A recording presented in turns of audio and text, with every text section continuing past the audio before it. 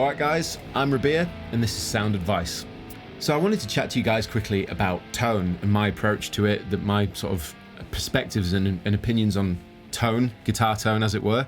I'm kind of split down the middle in the fact that I really enjoy playing and getting guitar sounds using guitars like this, but also much more modern guitars or sort of modern tone guitars for heavier music as well. So I kind of have two different sort of palettes of tone that I enjoy. But I figured that I'd use this guitar because it's a really good demonstration of tone and how much we can get out of it. So I like to think of tone in 5 different areas. So we've got finger tone, guitar tone, pick tone, pedal tone, and amp tone, amp and speaker tone. And I think they're all really important, and I think they all contribute to the final product that we hear when we listen to music and go, that's a really nice guitar sound, or that's a really nice way to play that, or just the sound of it sounds great. So finger tone, this is a really important one to me because I became aware of it through listening to my dad talk about guys like Dave Gilmour, and the way he would say, you know, you could play Dave Gilmour could play one note and it would just sound the best. I mean, in his opinion, of course. And another guy could play the same thing and it just wouldn't have the same feel. And he's talking about this vibe, this feel, and it's the touch on the guitar, the finger tone, the way you play the guitar. You know, and I think it's really important to just touch on that because I became aware of it quite a long time ago, and I started to notice certain times where a note didn't sound too good to me. It might have been that I was just fretting it a bit too close to the fret, or I was pressing down too hard and intonating wrong. So for example, you know, 5th fret G string, if I play too hard, it's all about just making sure that you know, produce the note as best to your ability as possible. And I think it's really easy to overlook it and just think about playing the notes and playing the part, and not necessarily thinking about really playing those notes and playing those parts. You know, like really simple, but I could go.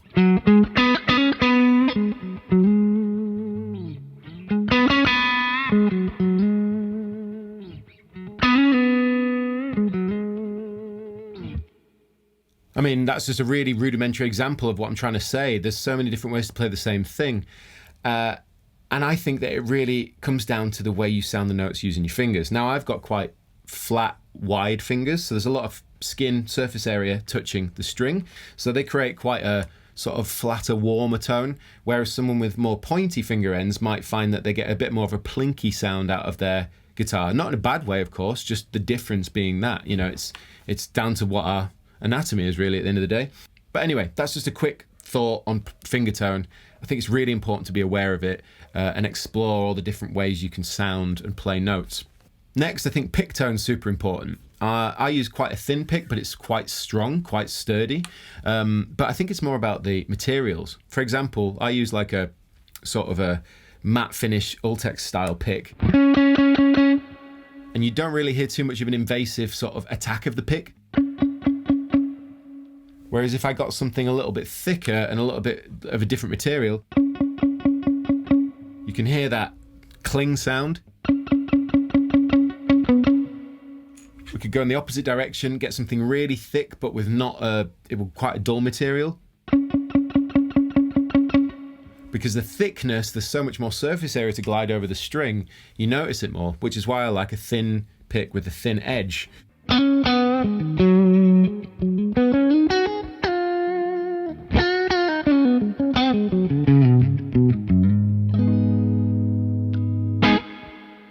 So guitar tone, a massive one. I've chosen this guitar because it has 3 different pickups that give me 5 different sounds with a 5-way, and they're all massively different. It's just case in point that the guitar is capable of so much tone before you even touch pedals or an amplifier. So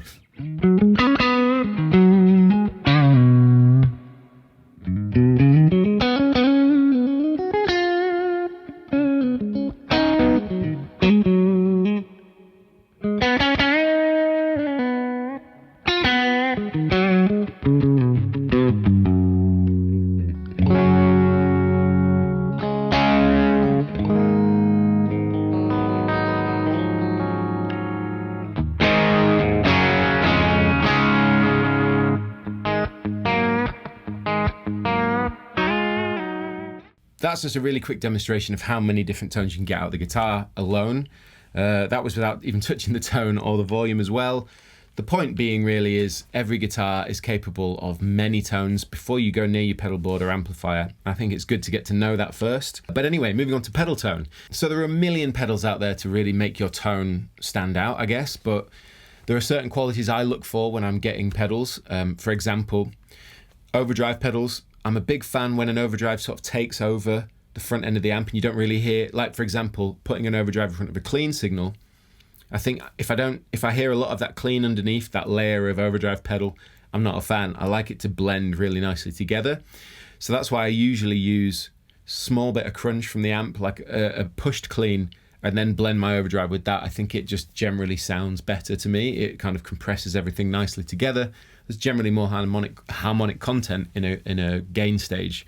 With regards to things like fuzz, I'm more of a germanium fan, but I like to add that to gainy tones as well. I think my idea of fuzz is that it sounds like the speaker cab's breaking, and as long as you can still hear the note definition in there, and I generally find that works if you use like a British voice amplifier, like a crunch, and then add like a germanium fuzz on top, really works great for me. And then on top of that, things like adding an octave into that fuzz, into that high gain tone, I'm a big fan of that too. And lastly, amp tone. Well, amp and cab. I think it's super important to find an amplifier that really shows off your voice as a guitar player. I'm a huge fan of tube amps. I generally find they give me more dynamic range. You've got more response and articulation to enjoy that. I think it's also a British thing that I enjoy the sound of British voice amplifiers like Marshalls and Victories and things like that. Whereas I find that the American high gain sort of tones are a little more sort of compressed, which is great for lead and stuff like that, and for the sort of chewy high gain stuff. But I really like the edginess of a British barky tone. The speaker cab is almost more important to me than the amplifier, because ultimately that's what's shifting the air. And you can plug the same amp into many different speaker cab and it sound completely different. Generally speaking, I like to find cabs that have a reasonable roll off at the top end, so it's not super fizzy. I do like things like vintage 30s because I find them to be a well-rounded kind of speaker for higher gain tones. But generally speaking, I would prefer to use something like a Creamback or a G12H65, something with a steeper roll off in the top and high mid-range, and then push that with the amplifier or with the guitar, because generally speaking, guitars have a lot of high mid-range content in them, especially high gain pickups and high gain guitars nowadays. So I prefer the speaker to compensate for those frequencies and give me a smoother tone and get that aggression from the amp and the guitar. For me, I think the most important things are that I'm using my fingers properly, sounding those notes, getting the feel right, and then making sure that the guitar provides me with enough tonal variation that I can get out those ideas, and then I feel like the rest kind of follow in suit. But if I've got this right and I've got this right, generally speaking, I can be happy on whatever rig I'm using, following those kind of ideas and perspectives. So I hope this was helpful, just a little bit of insight and perspective into my approach to guitar tones and my thoughts on all that sort of stuff. So yeah, hope you enjoyed it. Thank you for watching. My name's Rabea and this is Sound Advice.